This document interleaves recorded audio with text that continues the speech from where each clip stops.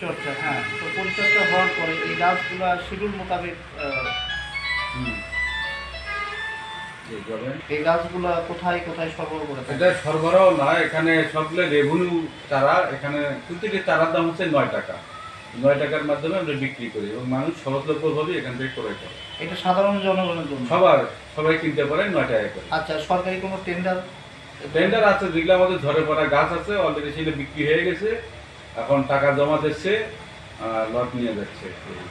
ইতিমধ্যে 2টা লটের পরিশোধ হয়ে গেছে, সেই লট নিয়ে গেছে, অবশিষ্ট 5টা আছে। লটের পরিমাণটা বলবেন কেমন?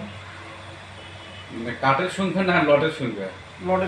লটের সংখ্যা ছিল 7টা, তার মধ্যে 2টো অলরেডি নিয়ে গেছে আর 5টা আছে। কি কাঠ ছিল এটা? এটা ঝরে পড়া হচ্ছে ইউক্যালিপটাস, ডেন্টি আর শিশু।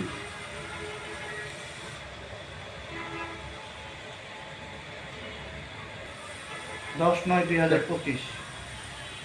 13/9/2025। এর আগে কোথায় ছিলেন আপনার? আমি ছিলাম গাজীপুর সাফারি পার্ক। এখানে এসে আপনার কেমন দেখতেছেন, মানে আপনার কার্যক্রমটা কি অবস্থা আছে? উত্তরবঙ্গে তো মানুষের গাছের সাথে ওই ধরনের সম্পর্কিত নয়, বনভূমি নাই, সংরক্ষিত বন নাই, কোনো ওয়াইল্ড লাইফ নাই।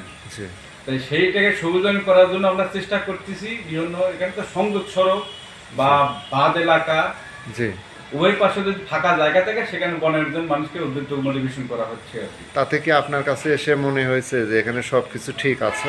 এখনো সময় লাগবে, মানুষ এই ধরনের এখনো উদ্বৃত্ত না আর কি, গাছ সম্পর্কে ওই ধরনের না, যেহেতু আমাদের এখানে রিজার্ভ ফরেস্ট এলাকা নেই। পুরো বগুড়া মিলে আপনি 1% জায়গাও পাবেন না রিজার্ভ ফরেস্টের জায়গা আছে। আচ্ছা, তো সেই ক্ষেত্রে আপনাদের সমস্যাগুলো কি হচ্ছে? কোনো সমস্যা নাই, তো মানুষকে মোটিভেশনের মাধ্যমে খালি বন রক্ষা করা সেটাও না, আমরা সাথে সাথে বন্য প্রাণী ওয়াইল্ড লাইফকে রক্ষার জন্য মানুষকে সচেতন করতেছি, যাতে কেউ বন্যপ্রাণী হত্যা না করে। এটা জেল জরিমানা আছে, এটা সংরক্ষণ করতে হবে। আমার অফিসে একটু পরে দেখতে অনেকগুলো বেদি দেখতে পারবে, যেটাকে আমি মাঝে মধ্যে খাবার দিই। শিয়াল বার হবে আসলে নামাজ পর পর। এই নার্সারির ভিতরে গাছগুলোর ভিতরেই থাকে। এখন বিষয় হচ্ছে, এখন যে আপনার পার্শ্ববর্তী দুপচাচিয়া একটা নাম করা একটা ঐতিহ্যবাহী একটা হাট আছে, এটা দুপচাচিয়া হাট নামে পরিচিত।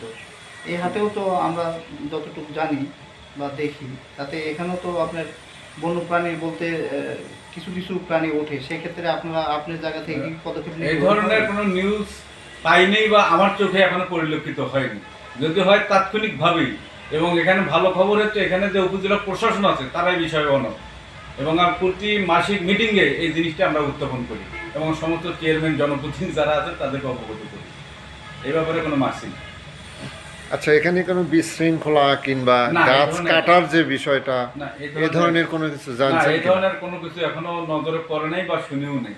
সবাই আন্তরিক, যে কোনো কাজে গেলে হেল্প পায়। আমি কি একটা